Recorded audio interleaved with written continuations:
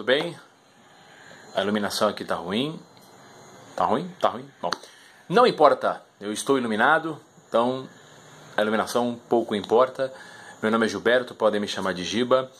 E eu tô gravando esse vídeo muito rapidamente para falar um pouquinho, para explicar um pouco sobre algumas discussões que têm me incomodado, mas acho que são extremamente relevantes, que é a discussão ou a análise ou o entendimento sobre a diferença entre o Design for Six Sigma e o Six Sigma, tá ok? Não vou falar do aspecto histórico, chega de falar que o Six Sigma é uma metodologia que nasceu na Motorola na década de 80 e veio para o Brasil através da Brasmotor, blá blá blá blá blá blá blá. Isso aí todo mundo sabe, isso aí é curso universitário, isso é conseguindo no ouvido. A gente precisa entender com profundidade o uso da ferramenta para fins práticos, ou seja, como que esse conhecimento é importante para mim, na minha empresa, dentro dos meus projetos. Bom, primeiramente, existe diferença entre o Design for Six Sigma e o Six Sigma? Sim. Eles têm origens diferentes? Tem, e esse é um ponto importante. Eu não vou falar da origem histórica, mas eu vou falar um pouquinho das ferramentas que o compõem, né? O Six Sigma ele tem como mapa mental, como pano de fundo principal, o DMAIC, Define, Measure, Analyze, Improve and Control, que foi uma metodologia oriunda do PDCA, ampliada e desenvolvida pelo Michael Harry, tá ok? Esse mapa mental organiza muito bem as ferramentas e o Six Sigma ele bebe muito na fonte da estatística e principalmente do controle estatístico do processo. Então a análise de capacidade, o entendimento sobre CP, CPK, ZBench é o pano central. Entender a variabilidade do seu processo é fator crítico de sucesso para você conduzir um bom projeto de Lean Six Sigma. Ou, melhor, né, não vou entrar na seara do Six Sigma, vamos falar aqui só de Seis Sigma. Já o Design for Six Sigma, obviamente ele tem como base o entendimento da variabilidade, mas ele bebe muito mais na fonte do Quality Function Deployment, ele bebe muito na fonte do FMEA, ele bebe muito na fonte da visão da VOC e principalmente na visão do APQP. Quando a gente ouve um Black Belt falando eu sou Black Belt em Design for Six Sigma ou eu sou Black Belt em Six Sigma, esse Black Belt que é um Black Belt em Design for Six Sigma, com certeza ele é da indústria automotiva, tá? Prioritariamente o Design for Six Sigma tem muito poucas bibliografias aqui no Brasil, mas o ferramental robusto você vai encontrar na General Motors, na Ford, onde eles utilizam o DECOV ou o DEMADV, né, que é o Design, Measure, Analyze, Verify and Validate. Perdão, falei tudo errado. O DEMADV, Define, Measure, Analyze, Design e Validate ou Verify, aí depende da fonte. O DECOV é Define, Characterize, Optimize e Verify. Ok, não vou entrar no detalhe, depois eu faço um vídeo só para explicar a metodologia. Bom lá. Eu quero fazer esse vídeo em menos de 3 minutos, então o negócio tem que ser rápido. Então vamos lá. Qual a diferença entre o Design for Six Sigma e o Six Sigma? A primeira coisa que você tem que entender, além dessa questão que eles bebem em fontes diferentes, é que todo o processo está submetido à variação. Então, deixa eu pegar aqui. Todo o processo está submetido a uma variação. Giba, você está usando uma folha de rascunho? Sim, estou usando uma folha de rascunho da minha esposa que faz biomedicina. Tá vendo aqui o relatório facial? Ela faz procedimentos, peeling, botox, tá legalizado, tudo tranquilo, não apliquei ainda, enfim. Bom, mas vamos lá, voltando. Todo o processo está submetido a variação. Eu não vou falar aqui do teorema central do limite ou do teorema do limite central, mas eu vou falar de um outro conceito. Toda vez que você está projetando um processo ou está projetando um produto, você projeta para uma determinada especificação. E essa especificação é a média.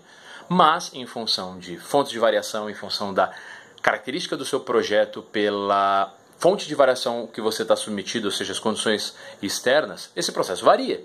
Quer dizer, eu projeto, eu tenho uma expectativa que o meu caminho de casa para o trabalho demore 1 hora. Em função de N fontes de variação, há uma variabilidade, ou seja, o projeto para média, às vezes varia para mais, às vezes varia para menos. Então, conceitualmente, a variação é ruim, porque mede a minha incapacidade de gerenciar o meu processo, tá ok? Então, todo o processo tem uma variação, maior ou menor. Não vou falar aqui também do deslocamento da média, não é o ponto desse vídeo, tá ok? Então, todo o processo tem uma variação. Legal. Então, vamos supor a seguinte situação.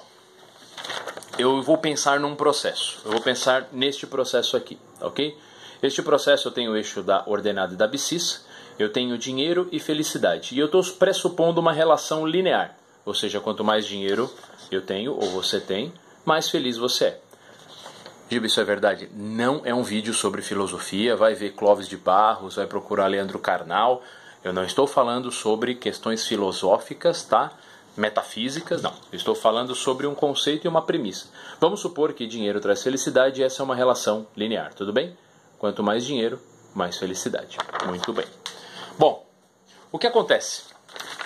Vamos supor que a quantidade de dinheiro que você tem varia, certo? Então existe uma variabilidade neste parâmetro que é o x, e esta variabilidade ela gera uma variabilidade em y, que é o dinheiro. Ou seja, se o dinheiro tem uma relação com a felicidade e o dinheiro que eu tenho varia, obviamente o resultado é uma variação da minha felicidade. Esse é um conceito muito importante, porque o que explica a variabilidade do resultado do meu processo é a variabilidade de um parâmetro que eu controlo mais ou menos. Legal? Entenderam? Então a variabilidade do x gera uma variabilidade no y em função da relação que eu tenho, que é a minha sensibilidade ao dinheiro do ponto de vista da felicidade. Legal? Muito bem.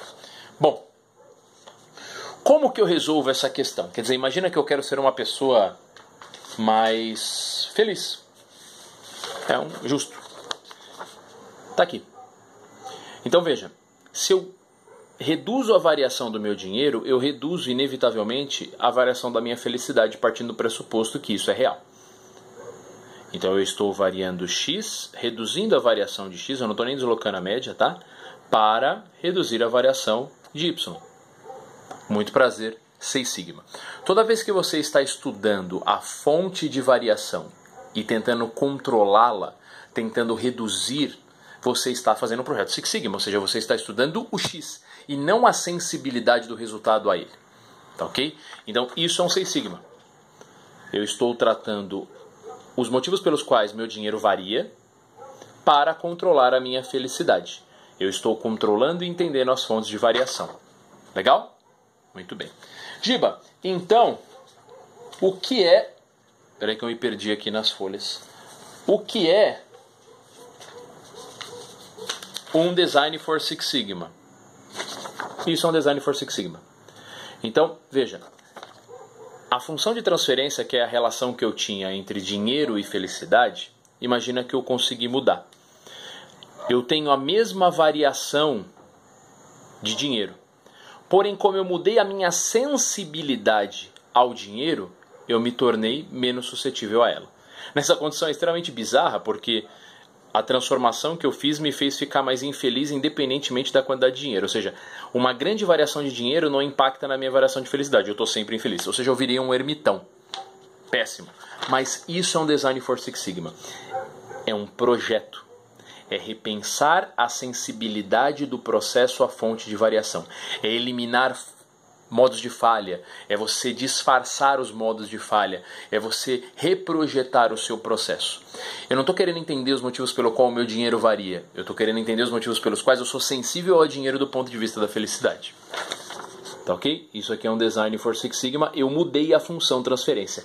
Ou sim, isso passa por repensar o processo. Por fazer um Design for Six Sigma. Tá ok? Qual seria a condição ideal? Obviamente, essa. Eu mudei a função transferência, me tornando mais robusto. Isso é robustez. É a condição e a capacidade que eu tenho de não ser suscetível a fontes de variação. Cavalo paraguaio, cagando, andando e sendo aplaudido. Não importa o que aconteça, eu estou sobre as mesmas condições de resultado, independente da fonte de variação. Tá ok? Então, nessa condição aqui do dinheiro da felicidade, por mais que eu tenha uma variação do dinheiro, como agora eu estou nessa condição de sensibilidade, numa nova função de transferência através de um projeto Design for Six Sigma, eu estou sempre feliz. Tá ok? É o Bozo. Tá ok? Então, vamos lá, vamos conceituar e vamos realizar. Eu falei 5, vai dar 10 minutos o vídeo, falando ainda rápido. Six Sigma trata o X estuda, determina e tenta controlar a fonte de variação, tá ok? Depois eu vou pensar em mais exemplos. Tem exemplo de bolo, café, pizzaria. A gente pode montar um monte de exemplo aqui, mas eu pensei na felicidade que ficaria mais simples nesse primeiro momento. Six Sigma. Trata a fonte de variação, trata o X. Tá ok? Design for Six Sigma. Repensa o processo para mudar a sensibilidade àquele X. Dane-se que o dinheiro está variando. Eu vou ser feliz no matter what. Tá ok? Então, só para conceituar. Para fechar. São independentes? Sim. Estão correlacionados? Talvez. São excludentes de maneira nenhuma. Você pode fazer uma rodada num projeto Six Sigma, depois você pode fazer uma rodada num projeto Design for Six Sigma. Dependendo do patamar da capabilidade ou da capacidade, né, falando corretamente do seu processo, não dá para tratar o X. Ele é ruim. Você tem que repensar, tem que fazer um novo design, tá ok? Então não pensem de maneira dicotômica. Você pode trabalhar com as duas abordagens de uma forma inteligente, tá ok? É isso, pessoal. Um grande abraço a todos e até o próximo vídeo com mais qualidade.